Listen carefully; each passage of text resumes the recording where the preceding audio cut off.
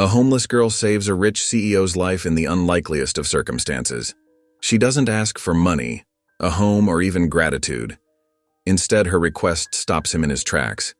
Can you be my dad? For a man who's built his life on power and control, her plea shakes the foundation of everything he thought he knew. But as the truth about her past, and his, unravels, it reveals a connection neither of them saw coming. Will he rise to the challenge and become the father she's always dreamed of? Or will his own demons destroy their fragile bond before it begins? Before we get into the story, comment below where in the world you are watching from today. Daniel Ward stood at the floor-to-ceiling windows of his corner office, his steel-gray eyes scanning the city skyline spread out before him like a kingdom he'd conquered. The early morning sun glinted off the glass and steel buildings, but its warmth didn't reach the coldness in his expression. Behind him, his assistant Natalie cleared her throat. "Mr. Ward, about the Thompson factory closure." "What about it?" His voice was crisp, precise, like everything else about him, from his perfectly tailored charcoal suit to his methodically organized desk. "The workers' union sent another proposal. They're willing to take a pay cut if we keep the factory open.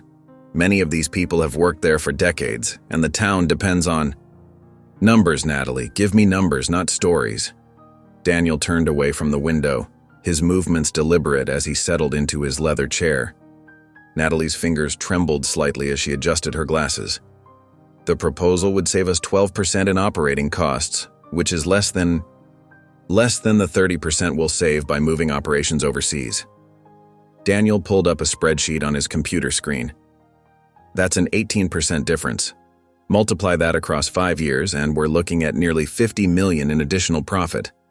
But sir, these are people's lives we're talking about." Daniel's jaw tightened.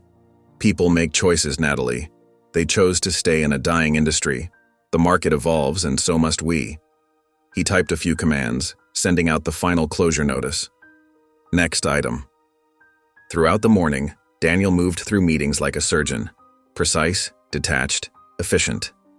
In the boardroom, he shut down concerns about employee burnout in their tech division by presenting cold, hard statistics about productivity gains. "Relationships are distractions," he told his management team, standing at the head of the long mahogany table. "Personal attachments cloud judgment. We're here to maximize shareholder value, not run a charity." During lunch, which he ate at his desk while reviewing quarterly reports, his phone buzzed with a text from his brother inviting him to his nephew's birthday party. Daniel deleted it without responding. Family obligations were just another form of emotional manipulation, as far as he was concerned.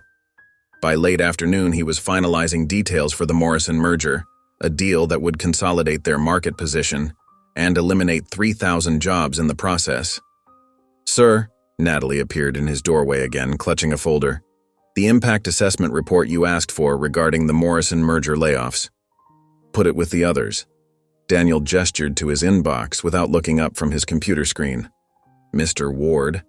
Natalie hesitated. "The report shows that nearly 40% of the affected employees are single parents.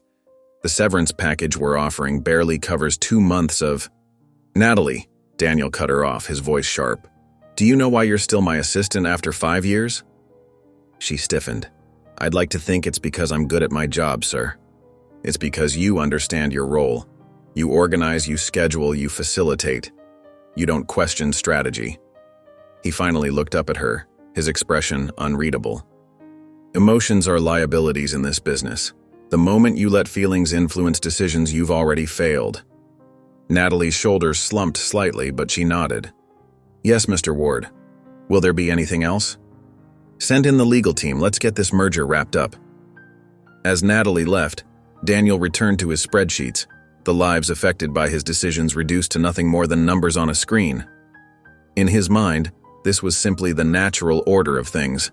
The strong survived, the weak adapted or perished. It was just business after all. Nothing personal. The evening sky darkened as Daniel adjusted his bow tie in the mirror of his penthouse bathroom. The annual Morrison Ward Charitable Foundation Gala wasn't just another social event. It was a carefully orchestrated display of power and influence. Every detail had to be perfect, from his custom-tailored tuxedo to the precisely folded pocket square. Thunder rumbled in the distance as he moved through his vast, empty apartment. The space was immaculate, decorated in shades of gray and black, more like a museum than a home. No family photos adorned the walls, no personal touches softened the stark modern design. Just expensive art pieces chosen by his interior decorator to impress visitors he never invited over. His phone buzzed again. Another message from Natalie about last-minute gala details. Daniel scrolled through the updates as he rode the private elevator down to the garage. Guest list, confirmed.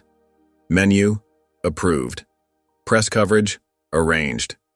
Everything was proceeding according to plan, just as he preferred. The first heavy drops of rain hit his windshield as he pulled his sleek black Mercedes out onto the street.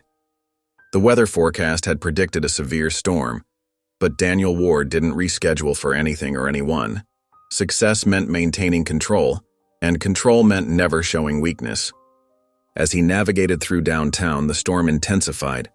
Lightning flashed across the sky, illuminating the empty streets in stark bursts of white light.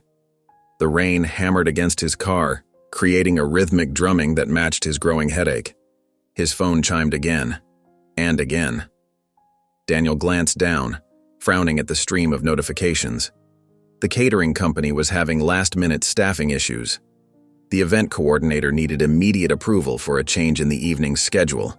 His fingers moved swiftly across the screen, typing out responses while trying to keep one eye on the road. A flash of lightning, a sharp curve. His phone slipped from his hand, and Daniel reached down instinctively to catch it. In that split second, his Mercedes skidded on the rain-slicked street. He jerked the wheel, but it was too late. The car spun, tires losing their grip on the wet pavement. Time seemed to slow as the vehicle careened sideways, sliding toward the narrow entrance of an alley. Daniel's knuckles turned white on the steering wheel. The crash came in stages.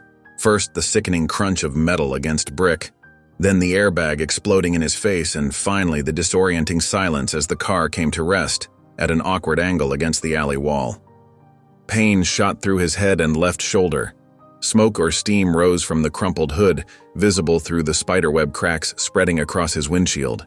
Daniel tried to move but found himself pinned awkwardly between the deployed airbag and his seat. With trembling fingers, he managed to unfasten his seatbelt. The car door groaned in protest as he pushed it open, letting in the cold rain.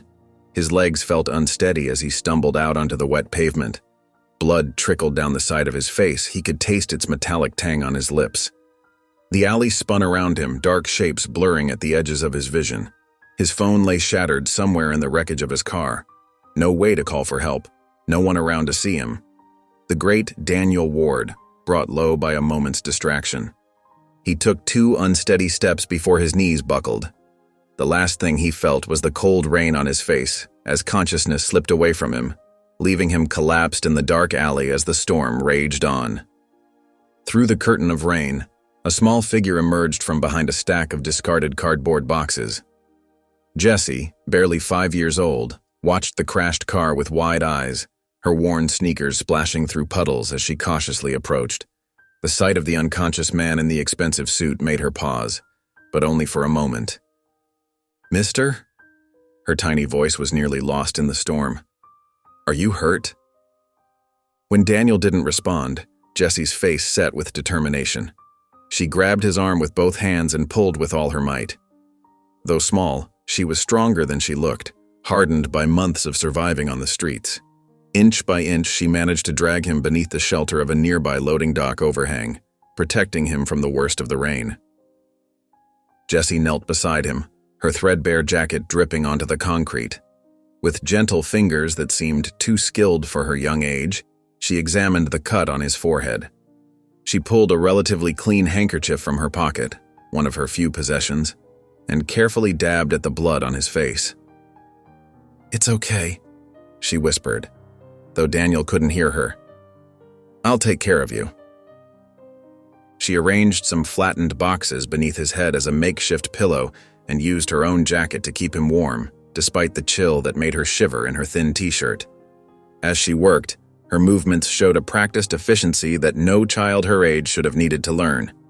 Minutes ticked by before Daniel's eyes finally fluttered open. He groaned, trying to focus on his surroundings. Instead of the cold rain, he felt something soft beneath his head.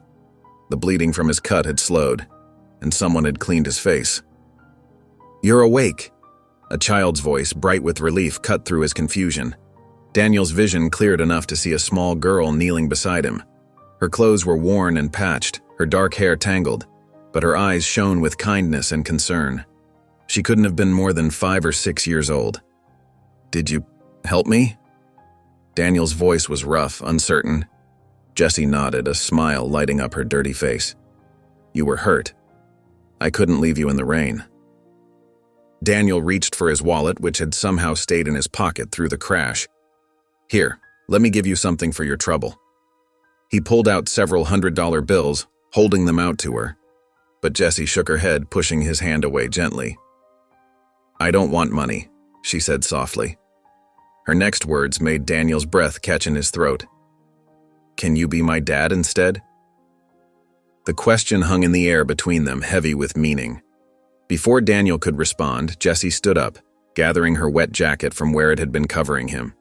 As she turned to leave, something fell from her pocket, a worn plastic badge with a familiar logo. Daniel's eyes widened as he recognized the Morrison Ward corporate emblem on the tattered ID card. He watched, still dazed, as Jessie disappeared back into the shadows of the alley, leaving him with far more questions than answers, and an unexpected ache in his heart where there had only been emptiness before. The morning sun filtered through the floor-to-ceiling windows of Daniel's penthouse office, but he barely noticed its warmth. His head throbbed where the cut had been cleaned and bandaged by the emergency room staff last night. The events in the alley kept replaying in his mind, particularly the small girl with determined eyes who had saved him. "Can you be my dad instead?" The words echoed in his thoughts. Daniel shook his head, trying to focus on the stack of contracts before him. "Just a desperate child's fantasy," he muttered to himself, reaching for his coffee. Children often created elaborate stories to cope with neglect. He'd seen enough charity cases to know that. Still, something about her composure, her selflessness, nagged at him. The corporate badge she'd dropped troubled him most. How did a street child get hold of company identification? He made a mental note to have security look into it, then pushed the thought aside. He had more important matters to attend to. Across town, Jessie emerged from her makeshift shelter behind a dumpster in an alley she'd claimed as her own. She carefully folded the cardboard boxes that served as her bed, hiding them behind some trash cans. Nobody could know where she slept. That was one of the first rules of survival she'd learned. Her stomach growled as she began her daily routine. First stop was the bakery where kind Mr. Chen sometimes gave her day-old bread. Today, she was lucky. He had a slightly squashed chocolate croissant for her. "Thank you," she said politely, just as her mother had taught her. The thought of her mom made her throat tight, but she forced a smile. Her mother would come back. She had promised. Jessie walked the familiar streets, clutching her precious breakfast. She knew which restaurants would let her use their bathrooms if she asked nicely, which water fountains worked best, and which shop owners wouldn't chase her away from their doorways when it rained. Her feet carried her, as they often did, past the towering glass building where she'd found the badge. Sometimes she imagined her mother was inside, working at one of those desks she could see through the windows. The badge had her mother's picture on it, though it was so faded now she could barely make out the features. As she stood there gazing up at the building, a familiar figure caught her eye. Through the lobby's glass walls, she saw the man from last night, the one she'd helped in the alley. He was wearing another expensive suit, talking on his phone as he strode toward the elevator. Inside, Daniel ended his call and glanced outside, his eyes meeting Jessie's for a brief moment. He froze, recognition flickering across his face. The girl looked even smaller in the daylight, her clothes more worn than he remembered. She stood there staring up at him with those same determined eyes that had watched over him in the rain. For a moment, Daniel's carefully constructed world seemed to shift. The child's presence outside his building couldn't be a coincidence. The badge, her appearance here. There was a connection he was missing. Despite his earlier dismissal of the encounter, he found himself drawn to the window, watching as she turned away and disappeared into the morning crowd. Questions he'd tried to ignore surfaced again. Who was she? Where were her parents? And why did her simple request for a father figure leave him feeling so unsettled? Daniel stared blankly at the PowerPoint presentation, the financial projections blurring before his eyes. Instead of focusing on quarterly reports, his mind kept drifting back to the small figure he'd seen outside his building. Jesse's words echoed in his thoughts. "Can you be my dad instead?" "Mr. Ward?" Natalie's voice cut through his distraction. "The board is waiting for your input on the merger proposal." He blinked, noticing the expectant faces around the conference table. "Yes, of course." He straightened in his chair, adjusting his tie. "The numbers look promising, but I'd like to review the details more thoroughly before making a final decision." Natalie frowned, concern evident in her expression. In 15 years, she'd never seen him this unfocused during a meeting. As the other executives filed out, she lingered behind. "Sir, is everything all right? You seem distracted today." Daniel rubbed his temples. "I'm fine, Natalie. Just tired from the accident." He paused, then asked, "Could you pull up our employee records from the past year, including those who've left the company?" "Of course, sir. Any particular department?" "All of them. And Natalie, have James bring the car around. I need to take care of something." The sleek black sedan cruised slowly through the streets where Daniel had crashed the night before. His driver, James, carefully navigated the narrow alleys while Daniel scanned the sidewalks. The neighborhood looked different in daylight, more worn, more desperate. "Circle the block again," Daniel instructed, his eyes fixed on the passing storefronts. That's when he saw her. Jessie was behind a restaurant, carefully picking through a dumpster. Her small hands sorted through discarded food containers with practiced efficiency. The sight made Daniel's stomach clench. "Stop the car." He stepped out, his expensive shoes crunching on broken glass. Jessie looked up, startled, then relaxed slightly when she recognized him. "Hi again," she said quietly, dropping an empty takeout container. Daniel approached carefully, as if she might bolt like a frightened animal.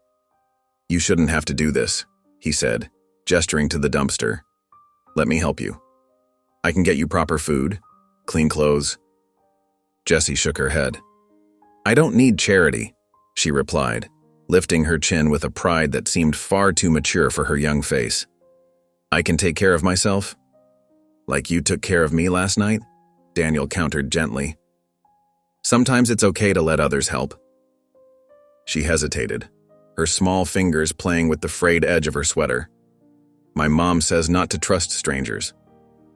"Your mom sounds very wise," Daniel said, crouching down to her level despite his expensive suit. "Where is she now?" Jessie's eyes darted away. "She had to go away for a while, but she's coming back." Her voice wavered slightly. "She promised." Daniel felt something crack in his carefully maintained emotional walls. The determination in her voice, mixed with obvious fear and loneliness, struck a chord he didn't know existed. "At least let me buy you lunch," he offered. "No strings attached, you can pick the place." Jessie studied him with those serious eyes that seemed to see right through his corporate armor. "There's a sandwich shop around the corner," she said finally. "They have good soup." The small sandwich shop was quiet in the late afternoon, with just a few customers scattered at the worn tables. Daniel sat across from Jessie, watching as she carefully ate her soup, taking small, measured spoonfuls as if making it last. His own sandwich remained untouched. Over the past few days, he'd found himself driving by this neighborhood more frequently, looking for her. Each time he spotted her small figure, something twisted in his chest. Today, he'd finally worked up the courage to approach her again. "Do you like the soup?" he asked softly. Jessie nodded, dabbing her mouth with a napkin. "It's my favorite. Mom used to bring me here sometimes after her shift." Daniel leaned forward slightly. "Your mother? You mentioned she had to go away?" Jessie's spoon paused halfway to her mouth. She set it down carefully, reaching into her worn backpack. "She didn't want to leave," she said, her voice small but determined. "She promised she'd come back as soon as she could." She pulled out the company badge he'd glimpsed before, placing it gently on the table between them. The plastic was scratched, but the corporate logo was unmistakable. His company's emblem clearly visible above a photo of a woman with Jesse's same warm brown eyes. "Lisa Matthews," Daniel read aloud, his throat tightening. Something about the name tugged at his memory. "She worked in the big building with your name on it," Jessie explained, tracing the badge's edge with her finger. "She was really good at her job. She told me so." Daniel picked up the badge, studying it more closely. "How long has she been gone?" 23 days, Jessie answered immediately. "I've been counting. She left me with Mrs. Rodriguez next door, but—" She looked down at her soup. "Mrs. Rodriguez got sick and had to go to her daughter's house. She thought Mom would be back by then." Daniel felt a chill run through him. "You've been alone all this time?" Jessie straightened in her chair. "I'm very careful. I know how to take care of myself. Mom taught me what to do in emergencies." Her voice wavered slightly. "She said sometimes grown-ups have to do hard things to protect the people they love." Daniel's mind raced, trying to place Lisa Matthews. With thousands of employees, he rarely dealt with individual cases, leaving those matters to HR. But something about this situation felt wrong. "Jessie," he said gently, "would you tell me more about what happened before your mother left?" The little girl stirred her soup, her face scrunching in concentration. "She was really sad one day after work. She said there was a mistake, but nobody would listen to her. Then some men came to our apartment." She trailed off, blinking rapidly. "Mom packed a bag and told me to be brave. She said she had to fix something important." Daniel felt his carefully constructed world shift slightly on its axis. In his pursuit of profit and efficiency, how many mistakes had he ignored? How many lives had been affected by decisions he'd delegated to others? "I know she's coming back," Jessie added firmly, though her lower lip trembled. "She never breaks her promises." Daniel stared at the badge in his hand, his mind racing with possibilities and responsibilities he'd never anticipated. The weight of Jessie's situation pressed against his carefully ordered world like a stone on his chest. "I know a place where you could stay," he said carefully, watching her reaction. "It's safe and warm." Jessie's shoulders tensed immediately. "Is it a shelter? Because I can't go there." She clutched her backpack tighter. "They'll take me away and then Mom won't be able to find me when she comes back." Daniel shook his head, surprising himself with his next words. "No, not a shelter. I have an apartment building, several empty units. You could stay in one temporarily, just until we figure things out." The hope that flickered across Jessie's face made his throat tight. "Really? Just until Mom comes back?" "Just until then," he confirmed, already pulling out his phone to text Natalie. His fingers hovered over the keys for a moment before he typed, "Need immediate access to the Morrison Building, Unit 4B. Send cleaning crew ASAP." Natalie's response was almost immediate. "Everything okay, sir? This is unusual." He ignored the question and turned back to Jessie, who was finishing her soup with renewed energy. "We can go there now if you'd like." The drive to the Morrison was quiet, with Jessie pressed against the car door, watching the city scroll past. Daniel caught glimpses of her reflection in the window, her small face serious and thoughtful. It struck him how different this was from his usual passenger. Business associates, lawyers, board members, all wanting something from him. When they arrived at the building, Natalie was waiting in the lobby, her expression carefully neutral, but her eyes wide with questions. "Unit 4B is ready, Mr. Ward. I took the liberty of having some basic supplies delivered."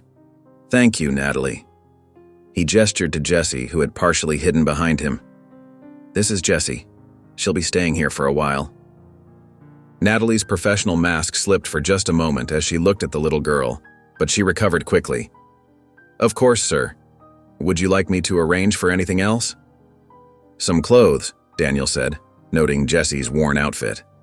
"And whatever else a child might need." The apartment was modern and spotless with floor-to-ceiling windows overlooking the city.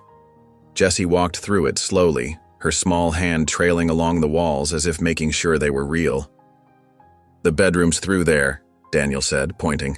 "The kitchen is stocked and there's a TV in the living room." Jessie turned to him, her eyes serious. You promise you won't tell anyone I'm here? Promise you won't let them take me away? Something in her voice, the mix of hope and fear, made Daniel kneel down to her level. It was an instinctive gesture that surprised him, so unlike his usual rigid formality. I promise, Jessie. This can be your safe place until your mother returns. She studied his face with an intensity that made him want to look away, but he held her gaze. Finally, she nodded, apparently satisfied with what she saw. Thank you, Mr. Ward. Daniel, he corrected softly. You can call me Daniel. A small smile touched her lips. Thank you, Daniel. Standing in that modern, sterile apartment, watching this tiny figure who had somehow breached his carefully constructed walls, Daniel felt something shift inside him, a crack in the foundation of his solitary existence. The confrontation happened on a crisp morning outside the Morrison. Daniel was walking Jessie to the car when a woman in a navy blazer approached them with purposeful strides. Mr. Ward? Her voice was sharp and professional. I'm Megan Carter from Child Protective Services. We need to talk about this situation. Daniel instinctively stepped in front of Jessie, who gripped the back of his coat. Is there a problem? Megan's eyes narrowed. Several people reported seeing you with this child. She matches the description of a homeless girl who used to frequent the downtown shelter. She turned her attention to Jessie. Sweetheart, are you okay? Is this man forcing you to stay with him? Daniel's my dad, Jessie said firmly, stepping out from behind him. He's taking care of me until Mom comes back. Megan's expression hardened. Mr. Ward, do you have any legal documentation supporting your custody of this child? Because from where I'm standing, this looks highly suspicious. A wealthy businessman taking in a homeless child without proper channels? It's not what you think, Daniel said, keeping his voice level despite the anger building in his chest. I'm trying to help her. Help her? Megan's laugh was bitter. Like you help all those families your company puts out of work? I've seen the headlines, Mr. Ward. I know exactly what kind of man you are. You don't know anything about him. Jessie's voice rang out, surprisingly strong for such a small person. He gives me food and a warm place to sleep. He reads me stories and makes sure I'm safe. Daniel felt something twist in his chest at Jessie's defense of him, but Megan wasn't finished. Mr. Ward, I could have you arrested right now for harboring a minor. What you're doing is illegal, regardless of your intentions. She pulled out her phone. I'm calling this in. Wait, Daniel said, his mind racing. Just wait, you're right that this isn't ideal, but Jessie's mother worked for my company. She disappeared weeks ago, and I'm using my resources to find her. Jessie refused to go to a shelter because she's afraid of being separated from her mother when she returns. Megan paused, her finger hovering over her phone. And you expect me to believe you're doing this out of the goodness of your heart? I don't care what you believe about me, Daniel replied, surprising himself with the emotion in his voice. But I made a promise to keep her safe, and I intend to keep it. The social worker studied him for a long moment, then looked at Jessie, who was still standing protectively near Daniel. I'll be watching this situation very closely, Mr. Ward. One wrong move, and I'll have her removed from your custody so fast it'll make your head spin. After Megan left, Daniel stood frozen on the sidewalk, his usual confidence shaken. Jessie's small hand slipped into his. Are you okay? She asked, looking up at him with concern. Daniel squeezed her hand gently, but his mind was churning with doubt. Was he really qualified to care for a child? What did he know about being a father? But when he looked down at Jessie's trusting face, he knew he couldn't let her down. We need to find your mother, he said quietly. Soon. Back in his office, Daniel sat behind his mahogany desk, his fingers drumming against its polished surface. The morning's confrontation with the social worker had shaken him more than he cared to admit. He pressed the intercom button. Natalie, could you come in here, please? His assistant appeared moments later, notepad in hand. Yes, Mr. Ward? I need you to look into something. Daniel's voice was tight with tension. Pull all employment records for a woman named Lisa. She would have worked at one of our subsidiaries until a few weeks ago. Her daughter has our company badge. Natalie nodded, her expression professional but curious. Do you have a last name? Daniel shook his head, frustrated. No, but she would have been terminated recently. Start with that. Hours later, Natalie returned, clutching a thick folder. Her face was pale. Sir, I found something disturbing. She laid out the documents on his desk. Lisa Matthews. She worked in accounting at Morrison Technologies for 3 years.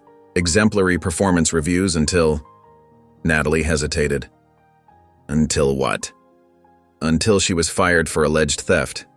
But sir, the documentation… Something's not right. The numbers don't add up, and the investigation was rushed through by Charles Grant. Daniel's jaw clenched at the mention of his senior executive. He began reading through the reports, his anger growing with each page. The evidence against Lisa was flimsy at best, fabricated at worst. And the timing… Look at these financial reports. Natalie pointed to several spreadsheets. There are discrepancies in the accounts Grant oversees, large ones. They start months before Lisa's termination, but she was only responsible for a small subset of these accounts. Daniel leaned back in his chair, memories flooding back. He'd always trusted his executives to handle day-to-day operations, focused solely on the bottom line. How many other lives had been destroyed while he looked the other way? Sir, Natalie's voice was quiet. There's more. After Lisa was fired, she tried to appeal, sent multiple letters explaining her situation, asking for a review. They were all intercepted by Grant's office. She never got a hearing. Daniel stood up abruptly, walking to the window. The city sprawled below, gleaming and indifferent. Somewhere out there was a woman who'd lost everything because he'd been too focused on profits to notice the corruption in his own company. Get me everything you can on Grant's financial activities for the past year, he ordered. Bank records, property purchases, everything. And Natalie? He turned to face her. This stays between us for now. Of course. She paused at the door. What about Lisa? Daniel thought of Jessie sleeping in his guest apartment, still believing her mother would return. Find her, whatever it takes, and get me a meeting with Grant first thing tomorrow morning. After Natalie left, Daniel sank back into his chair, the weight of his negligence pressing down on him. He'd built an empire on the principle that sentiment was weakness, that human costs were acceptable collateral damage. Now that philosophy had hurt an innocent child, the same child who'd saved his life and was slowly saving his soul. He picked up Lisa's employee photo from the file. A woman with kind eyes and Jessie's determined chin smiled back at him. I'm going to make this right, he whispered to the picture. I promise. The afternoon sun streamed through the apartment windows as Daniel returned from another intense day at the office. He paused in the doorway, surprised by what he saw. The usually pristine but sterile space had been transformed.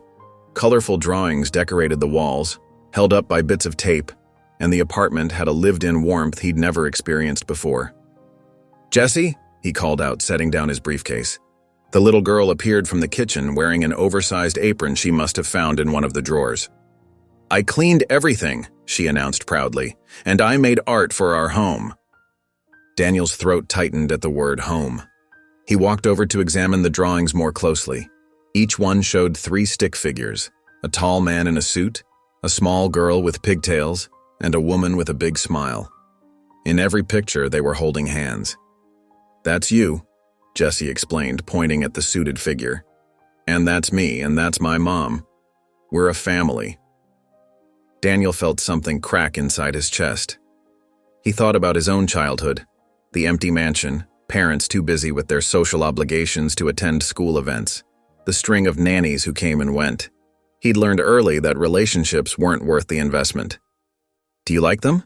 Jessie asked, her voice small and hopeful. Daniel cleared his throat. They're wonderful, Jessie. She beamed at him, then grabbed his hand. Come see, I organized the kitchen too, and… She hesitated, suddenly shy. I was wondering if maybe we could have dinner together, like a real family. Daniel stared at her tiny hand in his. He'd planned to work through dinner, as usual, reviewing files about Grant's suspicious activities. But looking at Jessie's hopeful face, he couldn't bring himself to refuse. Suppose we could do that, he said awkwardly. Yes! Jessie jumped with excitement. I'll set the table. Daniel watched as she carefully placed 2 plates on the dining table he'd never used. She hummed while she worked, a quiet tune that filled the usually silent apartment with life. My mom always says that dinner together makes the food taste better, Jessie shared as they sat down. She says it's because you add love to the ingredients. Daniel fumbled with his fork, unused to such sentimentality. Your mother sounds very wise. She is, Jessie nodded seriously. And when she comes back, we can all have dinner together. You won't have to eat alone anymore. The simple observation struck Daniel hard. How many meals had he eaten alone in his office, convinced that solitude was efficiency? How many years had he spent building walls instead of bridges? Jessie chatted through dinner, telling him about her day, about the drawings she planned to make tomorrow, about how her mother would love the view from the apartment windows. Her unwavering faith in her mother's return, despite everything she'd been through, amazed him. There wasn't a trace of bitterness or doubt in her voice, only pure, unconditional love and hope. As they finished their meal, Jessie insisted on helping with the dishes, standing on a chair to reach the sink. Daniel found himself holding his breath as she handled the plates, ready to catch anything that might slip. When had he last cared this much about protecting someone? Daniel stood in Charles Grant's office, his hands planted firmly on the mahogany desk. The morning light cast long shadows across the room, matching his dark mood. I know what you did to Lisa, Daniel said, his voice steady but cold. The embezzlement, the false accusations, all of it. Charles adjusted his tie, a nervous tick Daniel had noticed over their years working together. That's quite an accusation, Daniel. I hope you have evidence to support such claims. You fired a single mother to cover your tracks, Daniel pressed on, made her homeless, separated her from her daughter. Business decisions are rarely pleasant, Charles replied, but sweat beaded on his forehead. Sometimes sacrifices must be made for the greater good of the company. Isn't that what you've always said? The words stung because they were true. Daniel had preached that philosophy for years. Besides, Charles continued, regaining some composure, if you're so concerned about one former employee, perhaps we should examine your own record of layoffs and restructuring. Back in his office later that day, Daniel found Natalie waiting with a sealed envelope. This came from accounting, she said quietly. The person wished to remain anonymous, but she hesitated. They said it proves Mr. Grant has been siphoning funds for at least 5 years. Daniel opened the envelope and studied the documents inside. The evidence was damning. Detailed records of fraudulent transactions, all carefully hidden beneath layers of legitimate business. He sank into his chair, the weight of the situation settling on his shoulders. Exposing Charles would mean a public scandal, investigations, and likely the collapse of the merger he'd spent months orchestrating. Stocks would plummet, jobs would be lost. The very stability of his company hung in the balance. Sir? Natalie watched him with concern. What are you going to do? Daniel stared at the documents, thinking of Jessie's drawings on his apartment walls, of Lisa, somewhere out there, struggling to survive because of the corrupt system he'd helped create. Get me our legal team, he said finally, and clear my schedule for the rest of the day. The morning sun painted golden streaks across the highway as Daniel's car cruised toward the neighboring city.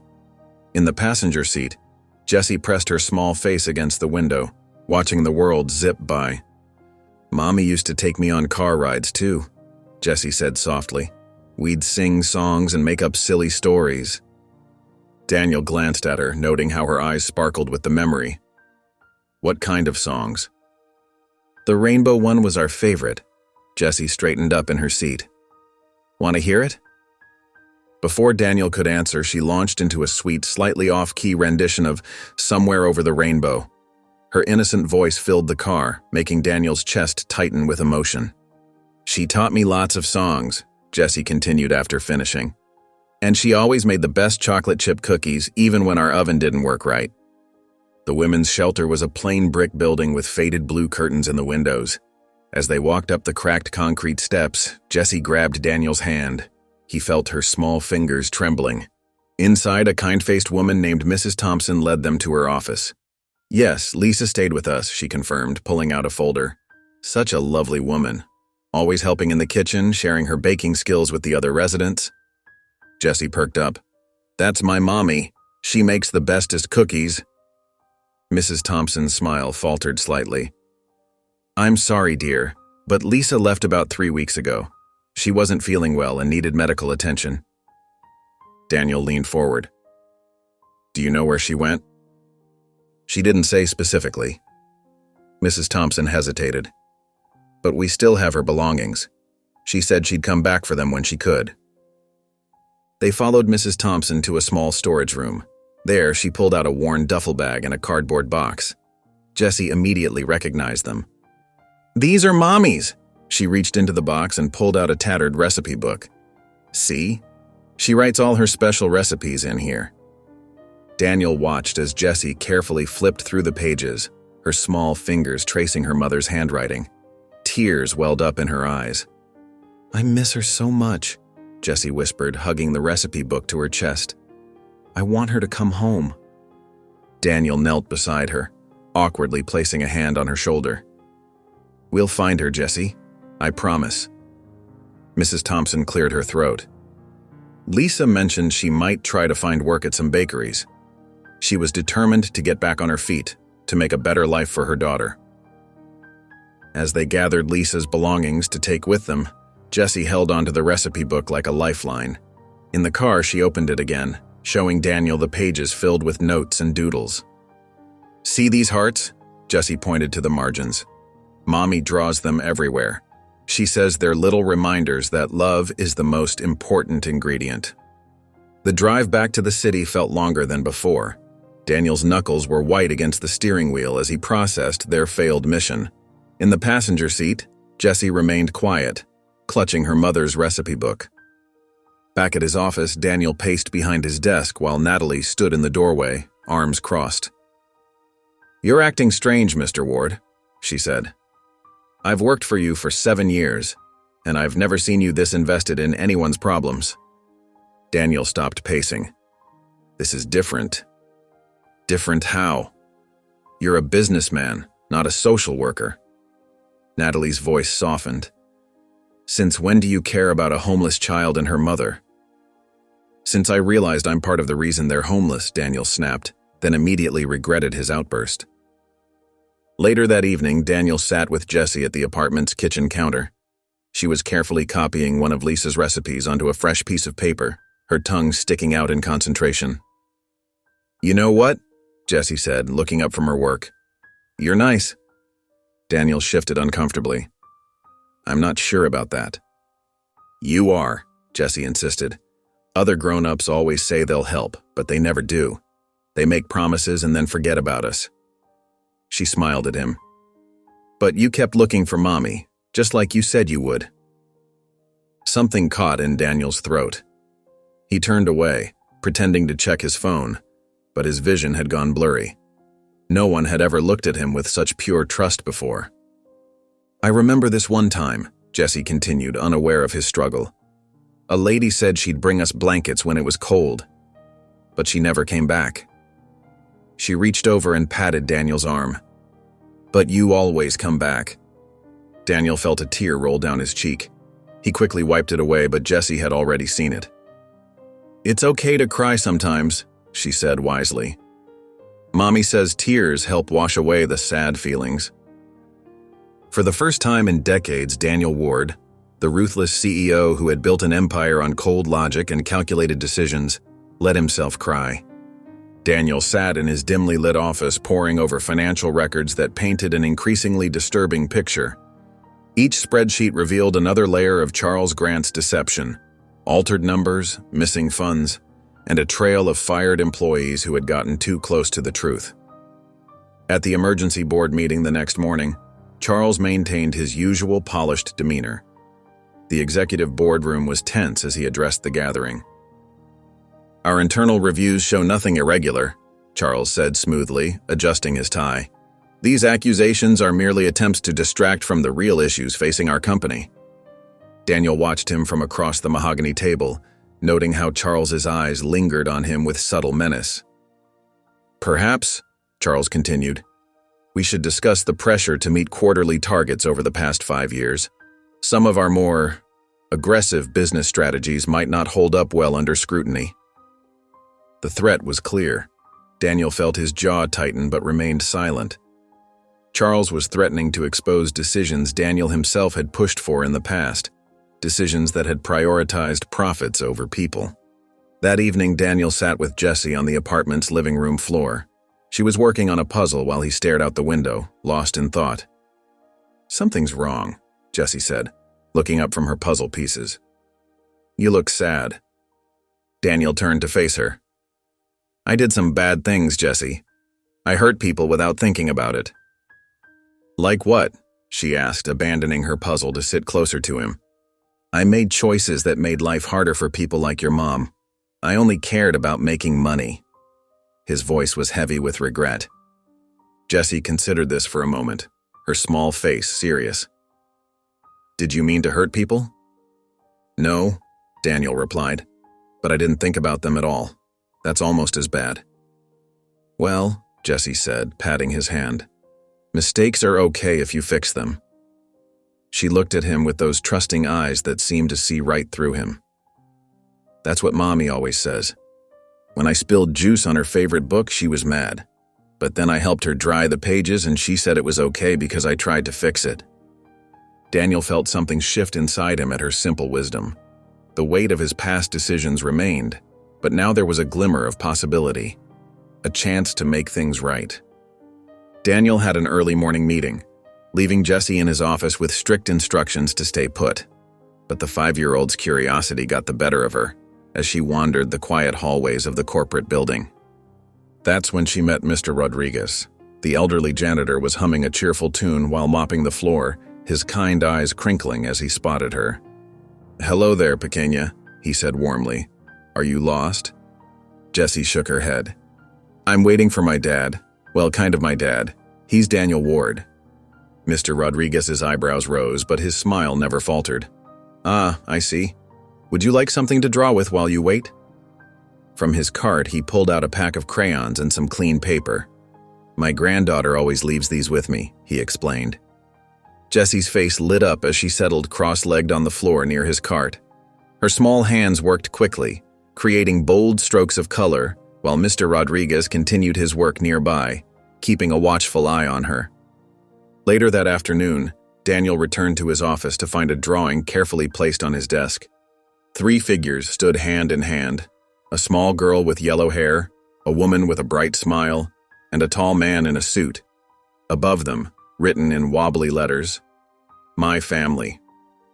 Daniel's hand trembled slightly as he picked up the drawing. He quickly tucked it into his briefcase when Natalie entered with an urgent message. "Sir, Detective Morris is on line 1. He says it's about Lisa." Daniel's heart raced as he grabbed the phone. The detective's voice was grave. "We found her, Mr. Ward. She's in St. Mary's Hospital. Pneumonia. Severe malnutrition. The doctors—" The detective paused. "They say her condition is critical." Daniel's eyes drifted to where Jessie sat outside his office, still coloring with the crayons Mr. Rodriguez had given her. The family portrait she'd drawn seemed to burn inside his briefcase, a reminder of everything at stake. "I'll be there in 20 minutes, Daniel said, his voice tight with emotion. "And detective?" "Thank you."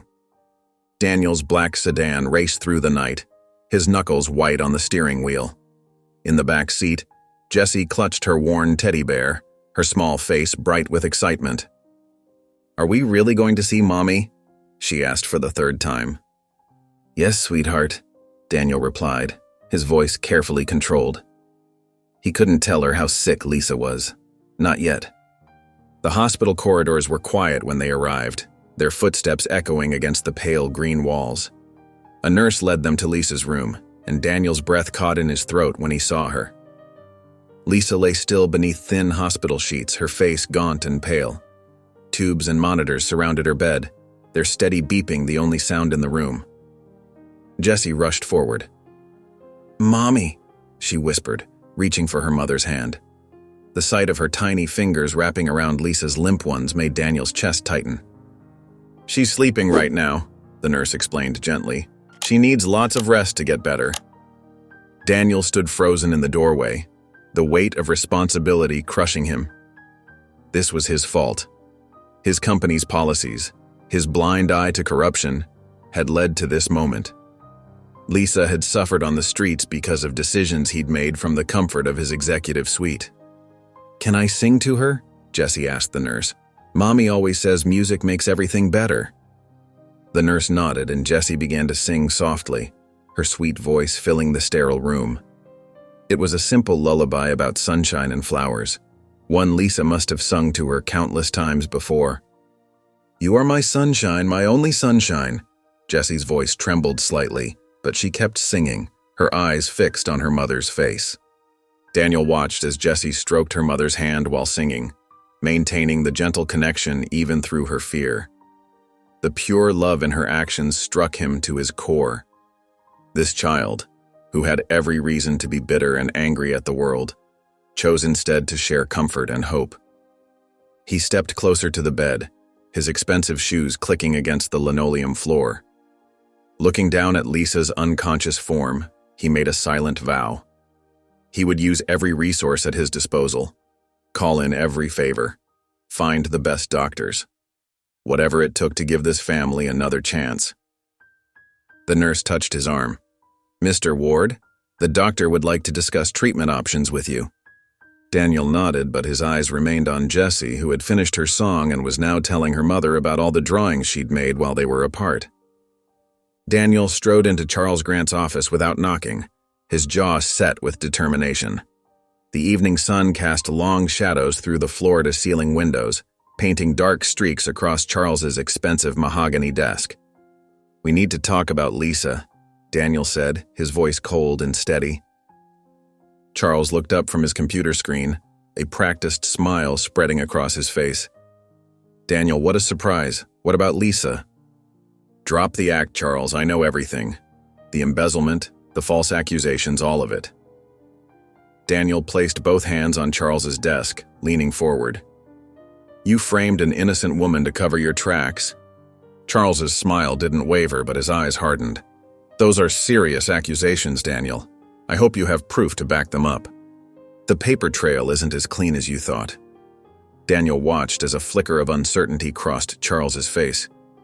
Years of systematic theft, all hidden behind false reports and convenient scapegoats like Lisa. Charles stood slowly, straightening his designer tie.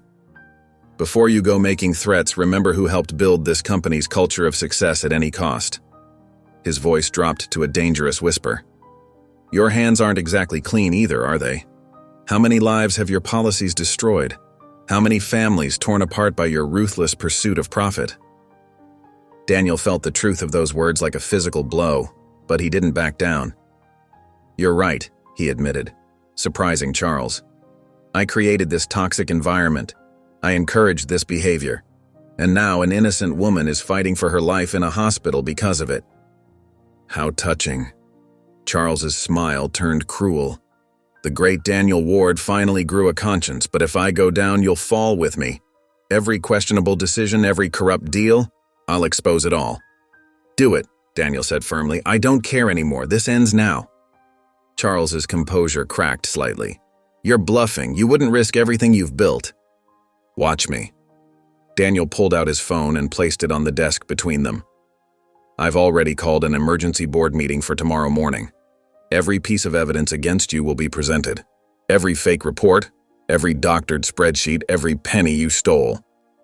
"You'll destroy yourself," Charles hissed, his facade finally crumbling. "Everything you've worked for." "Will mean nothing if I don't make this right," Daniel cut him off. "I've spent years building wealth at the expense of people's lives. No more." The next morning, Daniel stood before his senior leadership team in the main conference room. Sunlight streamed through the windows, illuminating the tense faces around the polished table. He placed a thick folder in front of him, his hand steady despite the weight of what he was about to do. "I've called you here because our company has a cancer," he began, his voice firm, "and I helped create it." The executives exchanged worried glances as Daniel methodically laid out the evidence against Charles Grant. Spreadsheets, bank statements, and falsified reports filled the screens behind him. Charles sat rigid in his chair, his face growing paler with each revelation. When he tried to interrupt, Daniel silenced him with a raised hand. "But this isn't just about Charles," Daniel continued. "This happened because I created an environment where profit meant more than people, where we saw employees as disposable assets rather than human beings." The board chairman, Richard Maxwell, leaned forward. "Daniel, this is dangerous territory.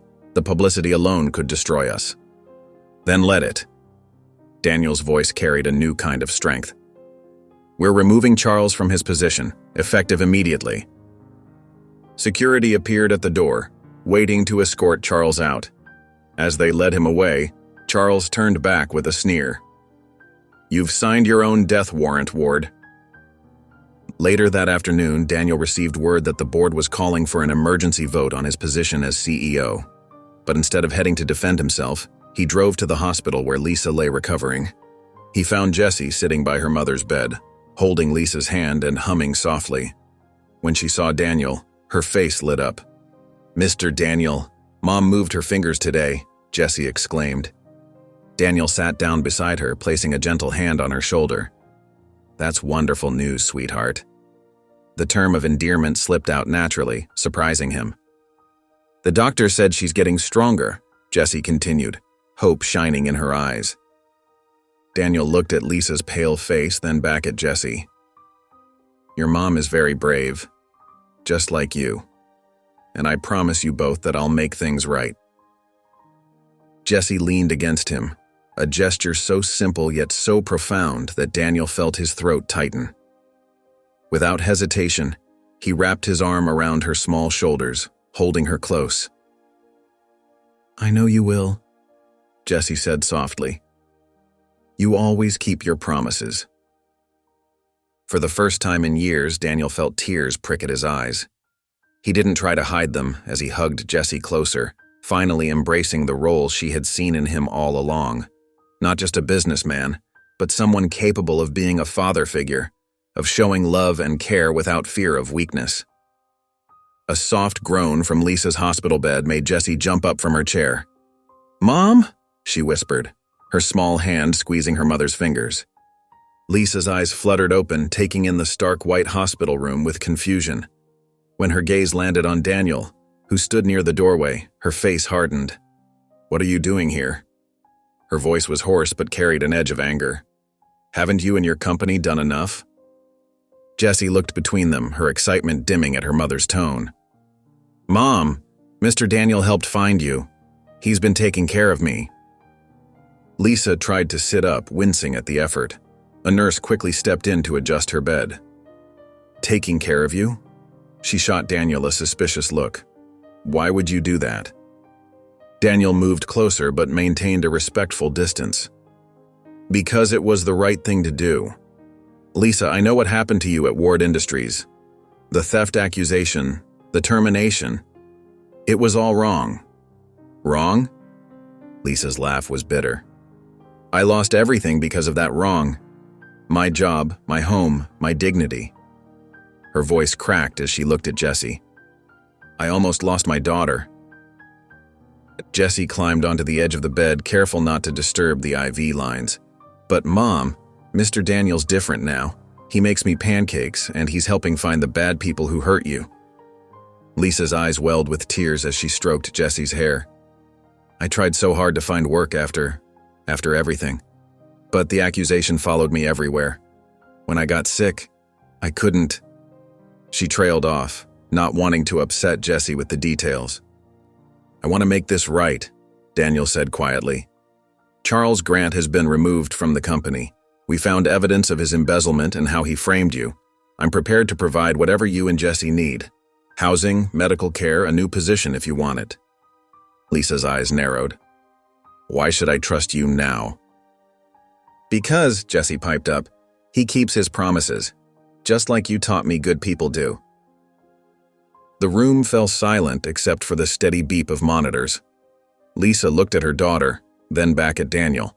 Her expression softened slightly, though uncertainty remained in her eyes. "I was so scared," Lisa admitted, her voice barely above a whisper. "Living on the streets, watching Jesse grow thinner each day. When I got too sick to move, I thought." She pulled Jesse closer, kissing the top of her head. Daniel stepped forward, his voice gentle but firm. "That will never happen again. I give you my word." Lisa studied him for a long moment, then nodded slowly. "We'll see," she said, not quite ready to fully trust, but willing to listen. The morning headlines blazed across every major business publication. Ward Industries executive arrested for embezzlement. Daniel stood in his office, staring at the city skyline through floor-to-ceiling windows. The golden morning light couldn't warm the chill that had settled over the company's headquarters. Natalie burst through the door, clutching a stack of papers. "The board's demanding an emergency meeting at noon. They're not happy, Daniel. Not happy at all." Daniel turned slowly, his face showing the weight of sleepless nights. "Let them come." "You don't understand," Natalie insisted, spreading documents across his desk. "I've been fielding calls all morning. Our stock is dropping. Major partners are threatening to pull out. The board—" She paused, taking a deep breath.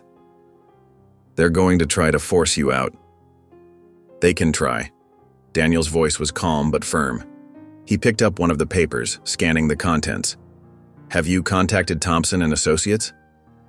"The law firm? Yes, they're standing by, but Daniel—" Natalie's voice softened. "Maybe you should consider stepping back. Let the board handle this their way. You've done enough by exposing Charles." Daniel shook his head, walking to his desk and pressing the intercom. "Sarah, get me James Morrison from legal, and contact every department head. I want a full audit of every project Charles Grant touched in the last 5 years." Natalie watched him with concern. "You're going to tear down everything you built." "No," Daniel replied, straightening his tie. "I'm going to rebuild it. The right way this time." He picked up his phone as it buzzed with another message. "Get me those whistleblower reports from last quarter. All of them, even the ones that were dismissed." Throughout the morning, Daniel's office became a command center. Lawyers filed in and out, carrying stacks of documents. HR representatives brought employee complaints that had been buried over the years. Financial analysts compiled spreadsheets showing patterns of suspicious transactions. At 11:45, Natalie returned with coffee and a worried expression. "The board members are gathering in the main conference room. Harrison looks ready for blood." Daniel stood, adjusting his cuffs. "Good. They should be worried." He gestured to the mountain of evidence spread across his office. "This goes deeper than Charles Grant. The whole system was corrupt, and I let it happen." "But it wasn't just you," Natalie protested. The board knew," Daniel cut in. "They all knew, and so did I. We just chose to look the other way because the profits were good." He picked up a thick folder labeled Employee Grievances. No more looking away. As they walked toward the conference room, employees watched through glass walls, whispering among themselves. Daniel noticed their uncertain glances, their fear for their jobs, their futures. "Sir," one of the junior lawyers called out, hurrying to catch up. "We've found 3 more instances of systematic fraud in the international division, all tied to board members." Daniel nodded, taking the offered documents. "Add them to the pile, and get me those witness statements from the London office." Outside the conference room, Natalie grabbed his arm. "Daniel, please, think about what you're risking. Everything you've worked for." "I am thinking about it," he said quietly. "For the first time in my life, I'm really thinking about it." He looked through the glass at the grim-faced board members waiting inside. This company needs to change, and if that means I go down with it, so be it. After the intense board meeting, Daniel found himself back at the hospital, sitting in the dimly lit room where Lisa rested. The steady beep of monitors filled the quiet space as evening shadows crept across the walls. Jessie sat cross-legged on a chair next to him, coloring in a book one of the nurses had given her. Daniel watched her small hands move carefully across the page, marveling at how this tiny person had somehow wound up in his care. The fluorescent lights cast a harsh glow on her face, making her look even younger and more vulnerable than her 5 years. "Mr. Daniel?" Jessie's voice was soft, barely above a whisper. She set down her crayon and turned to face him, her eyes serious. "Yes, Jessie?" She fidgeted with the edge of her coloring book, her lower lip trembling slightly. If I don't have my mom, will you still be my dad?" The question hit Daniel like a physical blow. His throat tightened as he looked at Jessie's earnest face, her eyes wide with both hope and fear. For a moment, he couldn't speak, couldn't even breathe properly. All his years of careful emotional distance crumbled in the face of this simple, devastating question. "Jessie?" He leaned forward, trying to find the right words. "Your mom is going to be fine. The doctors are taking good care of her." "But what if she's not?" Jessie's voice quivered. "Everyone always leaves. First Daddy left, then Mommy got sick, and now—" Tears welled up in her eyes. Daniel felt something break inside him, the last remnants of his carefully constructed walls. Without thinking, he reached out and pulled Jessie onto his lap, holding her close as she began to cry. "Listen to me," he said softly, his voice rough with emotion. "I'm not going anywhere. No matter what happens, I will always be here for you. Always." Jessie looked up at him, her cheeks wet with tears. "Promise?" "I promise." The words came easily now, without hesitation. "You know what? You've taught me something very important, Jessie." She wiped her eyes with the back of her hand. "What's that?" "You taught me that sometimes the best things in life aren't planned. Sometimes they just find you in an alley on a rainy night." He managed a small smile, remembering their first meeting. "And sometimes they change everything you thought you knew about yourself." Jessie settled against his chest, her small body relaxing. "Like how you thought you couldn't be a daddy?"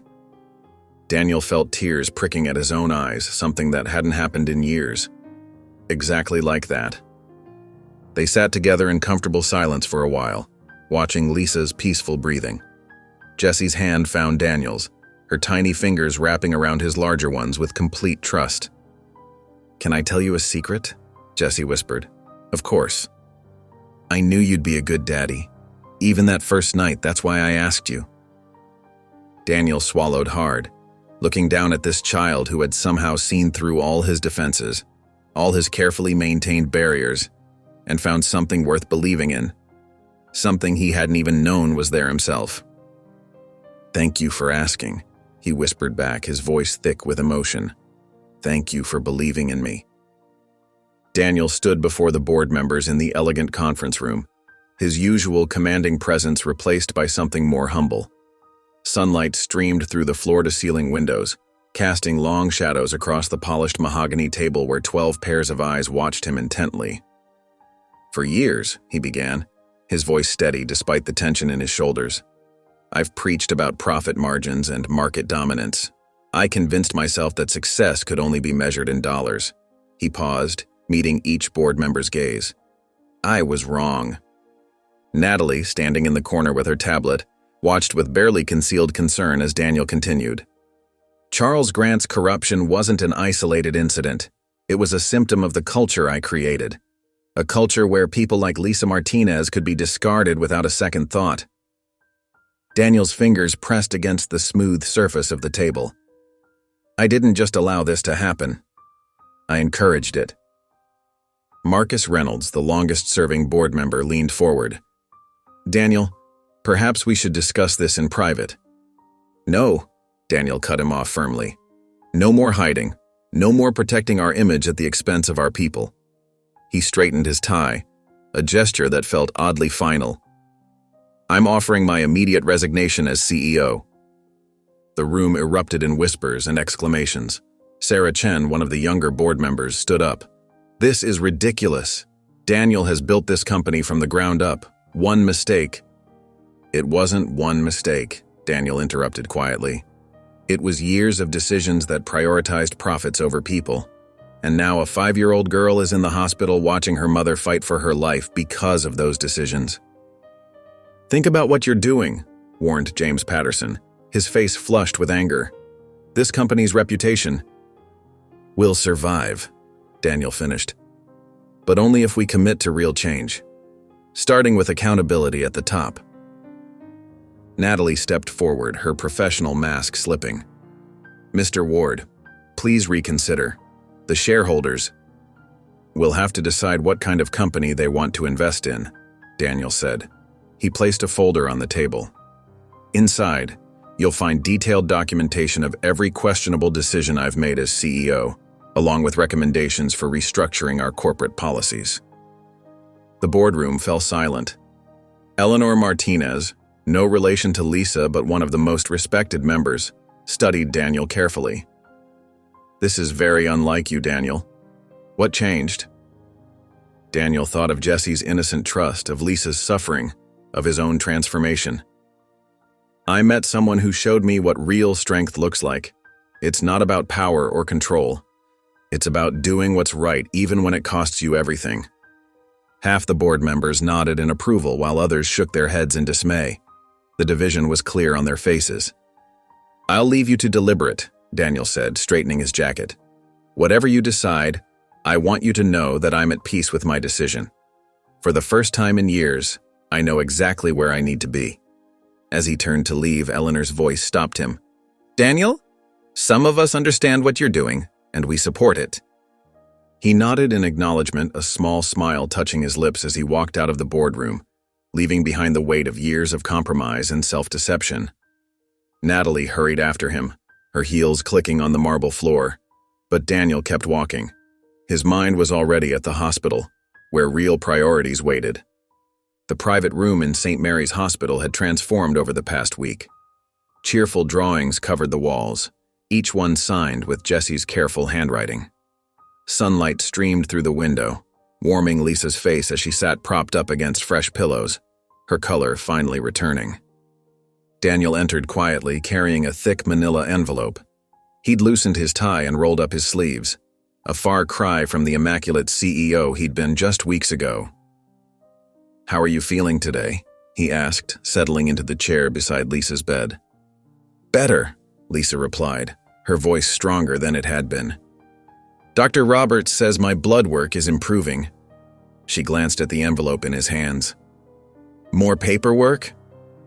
Daniel nodded, pulling out several documents. The private investigator finished his report. "We have solid evidence that Charles Grant orchestrated the theft and framed you. Your name will be cleared completely." Lisa's hands trembled as she took the papers. "I never thought—" She swallowed hard.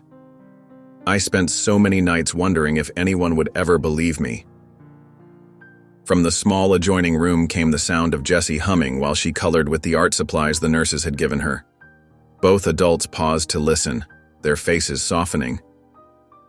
"She never lost faith," Lisa said quietly. "Even when we were sleeping in shelters, even when I could barely feed her, she kept telling me everything would be okay." Tears welled in her eyes. She was right. Daniel leaned forward, his usual businesslike demeanor replaced by genuine concern. "Lisa, I want you to know that I've arranged for the best rehabilitation program once you're discharged. The medical bills, physical therapy, everything, it's all taken care of." "Why?" Lisa asked, though her voice held more curiosity than suspicion now. "You've already lost so much because of us. Your position, your reputation." "Because your daughter taught me what really matters," Daniel replied simply. "She saw something in me that I'd forgotten existed, something worth believing in." Lisa smiled, watching Jessie through the doorway. She has that effect on people. When she asked if you could be her dad that night, she hesitated. "I was so angry when she told me. I thought you were just another wealthy man playing savior. But I was wrong." "So was I," Daniel admitted, "about so many things. The way I ran my company, the way I treated people." He shook his head. "It took a 5-year-old to show me what real strength looks like." A nurse entered with Lisa's afternoon medications, checking her vitals with practiced efficiency. "Your recovery is remarkable, Mrs. Martinez," she commented warmly. Whatever you're doing, keep it up." After the nurse left, Lisa turned back to Daniel. "Jesse told me about the board meeting, about how you stood up for the truth, even though it cost you everything." "Not everything," Daniel corrected her, glancing at Jesse, who was now deeply concentrated on what appeared to be another masterpiece.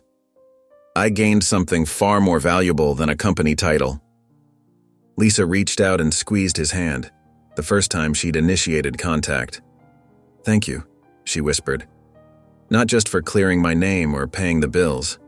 Thank you for showing my daughter that good people still exist." The hotel conference room buzzed with anticipation as cameras flashed and reporters jostled for position. Daniel stood at the podium, his shoulders straight but his hands trembling slightly as he adjusted the microphone.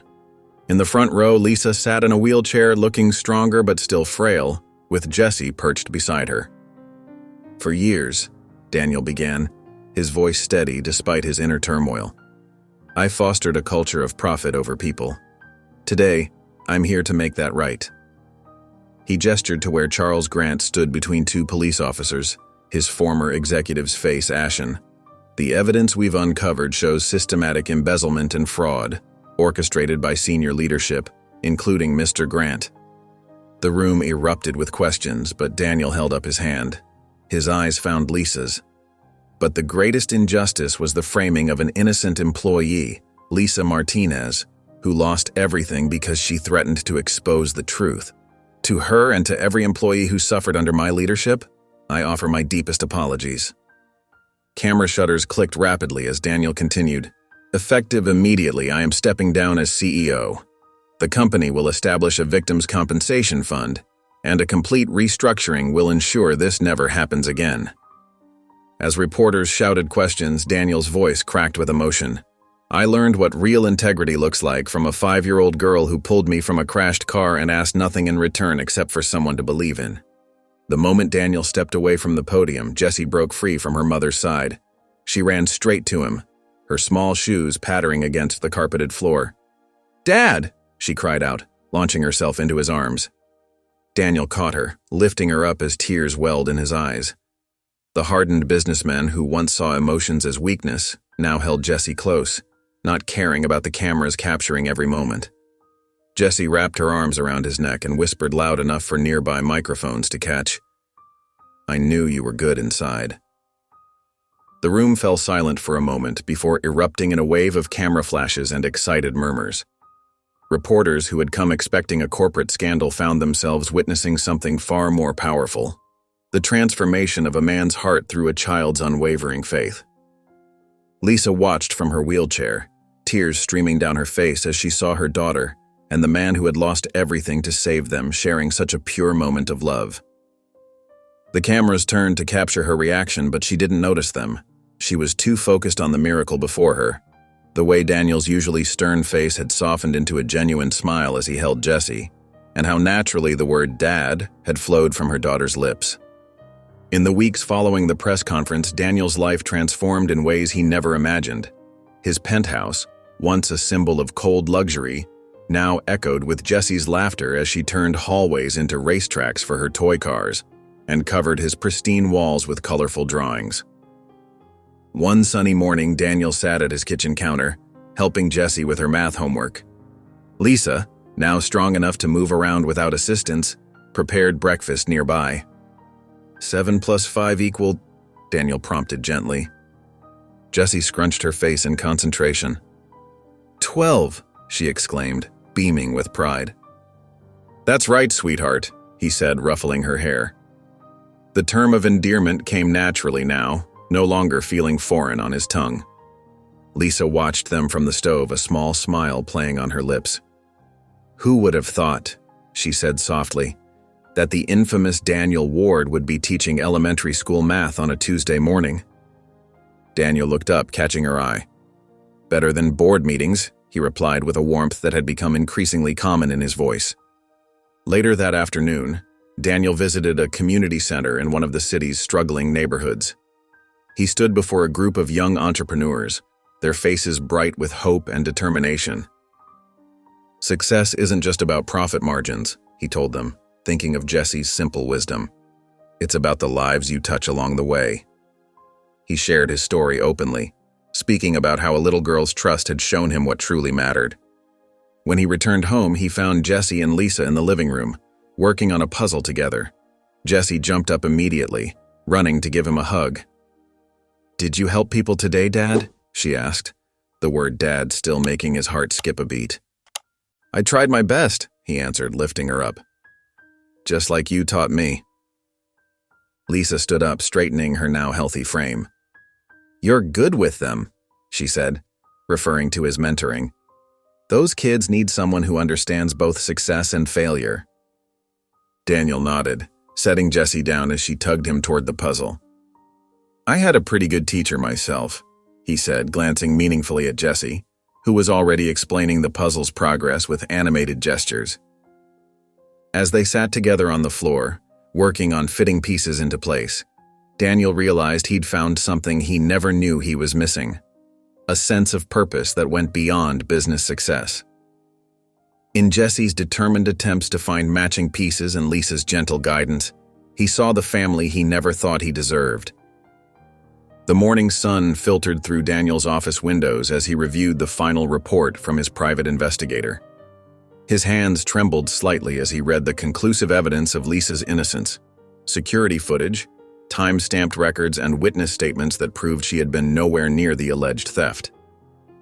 "Ms. Thompson," he called to his new assistant, "please ask Lisa and Jesse to come up." When they arrived, Jesse bounced in first, her pigtails swinging. Lisa followed more cautiously, her eyes questioning. Daniel stood and handed her the folder. "It's over," he said softly. "You've been completely cleared." Lisa's hands shook as she read through the documents. Tears welled in her eyes, and she pressed a hand to her mouth. I never thought..." She couldn't finish the sentence. Jesse tugged at her mother's sleeve. "Mommy, why are you crying?" "Happy tears, baby," Lisa managed to say, kneeling to hug her daughter. "Very happy tears." Daniel watched them embrace, feeling a warmth spread through his chest. "I thought we might celebrate," he said. "Jesse, remember that park you told me about? The one with the duck pond?" Jesse's eyes lit up. "With the big slide? That's the one." At the park, Jesse raced from attraction to attraction, her joy infectious. Daniel and Lisa sat on a nearby bench, watching her play. "Thank you," Lisa said quietly. "Not just for clearing my name, but for everything." Daniel turned to look at her, noticing how the sunlight caught the auburn highlights in her hair. "I should be thanking you," he replied. "You and Jesse showed me what really matters." Their eyes met, and something unspoken passed between them. Lisa's cheeks flushed slightly, and she looked away, but her smile remained. "Mommy, Dad, watch me go down the slide," Jesse called out, waving from the top of the playground. They both waved back, their hands lowering at the same time, briefly touching on the bench between them. Neither pulled away immediately. "She's amazing," Daniel said, watching Jesse fearlessly tackle the tall slide. "She is," Lisa agreed, her voice soft. "She never gave up hope, even when I had." "Like mother, like daughter," Daniel responded, glancing at Lisa with admiration. This time, when their eyes met, they held the gaze a moment longer.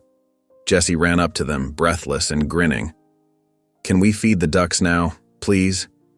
Daniel pulled a paper bag of duck-safe feed from his jacket pocket.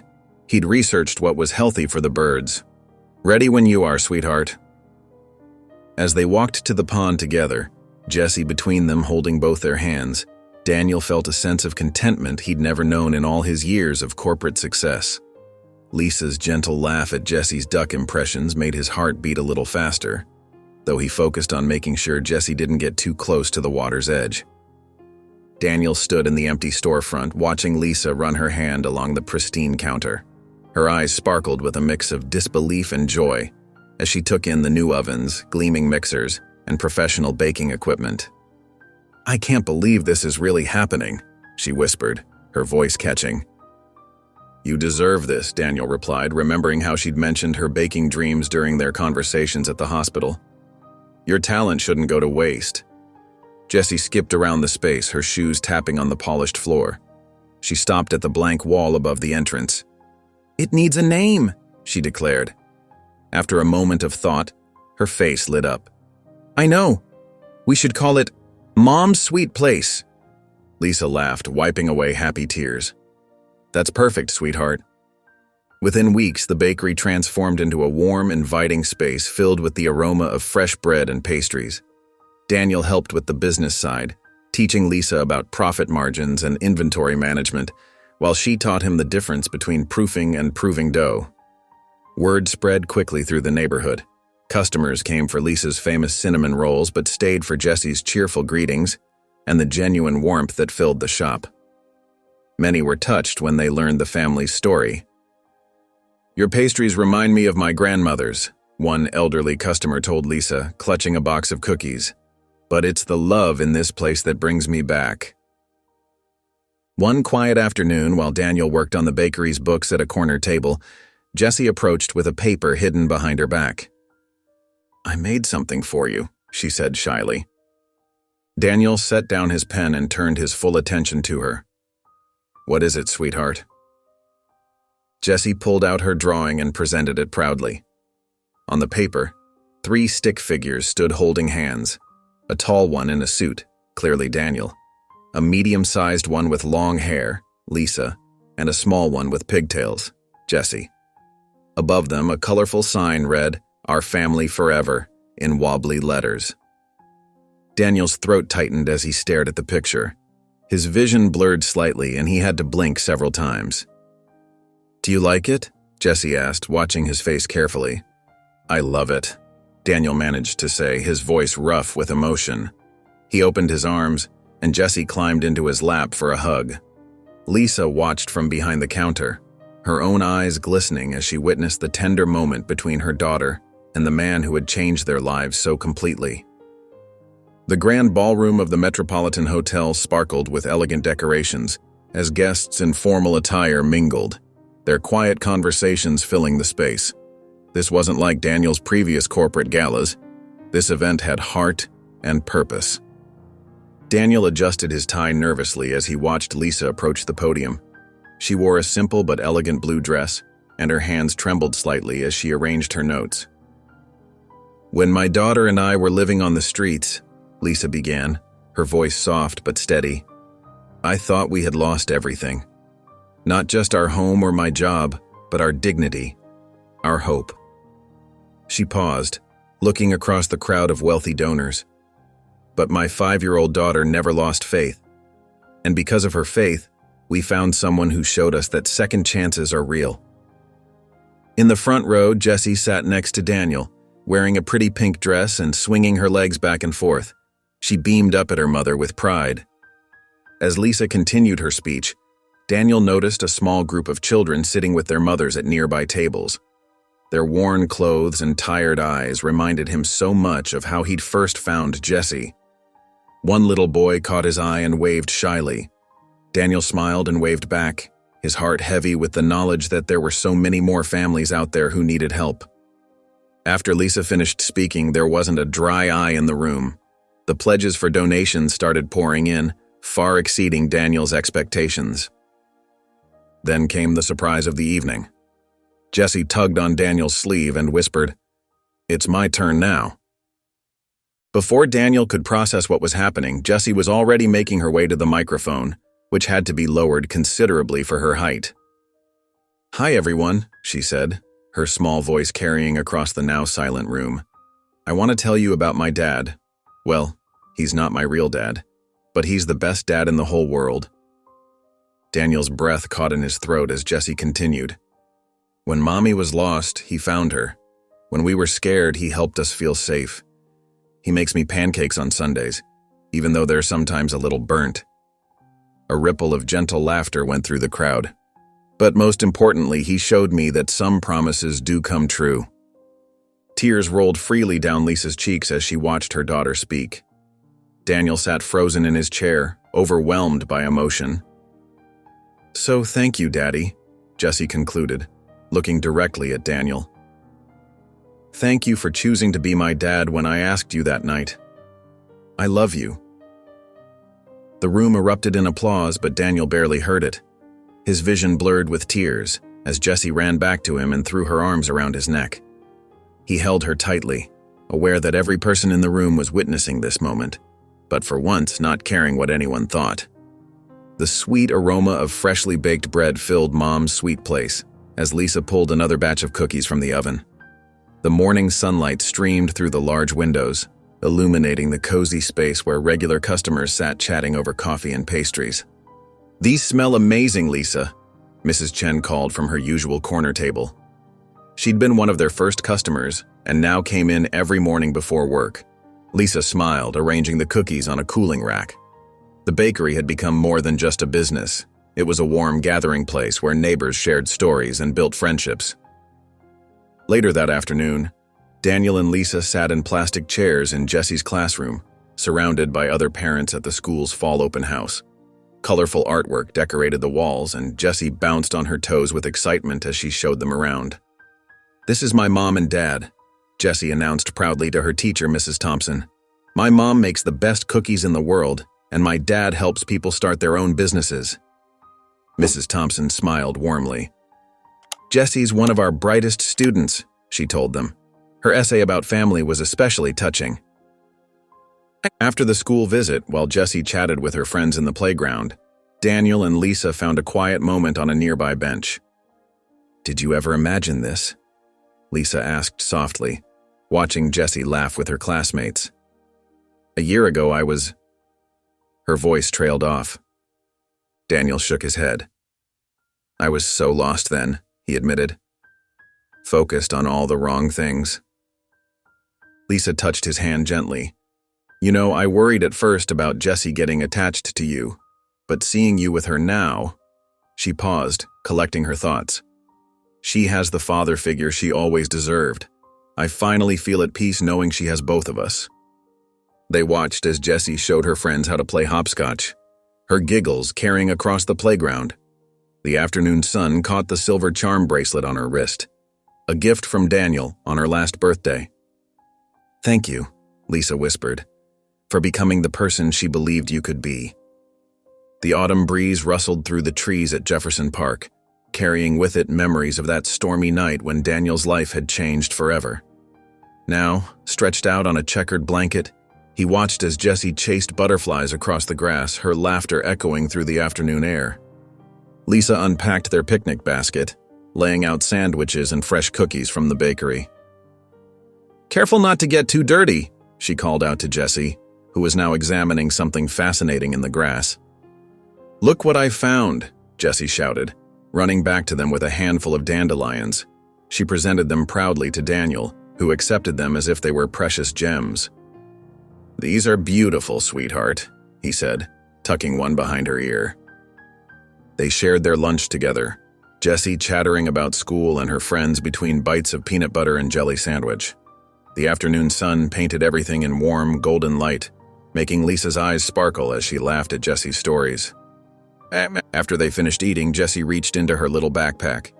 "I made something special," she announced, pulling out a carefully folded piece of paper. She smoothed it out and handed it to Daniel with a shy smile. The drawing showed 3 figures holding hands under a vibrant rainbow. Lisa's figure held a cookie, while Daniel wore his signature tie. Above them, in careful child's handwriting, were the words, "Thank you for being my dad." Daniel's throat tightened as he studied the artwork.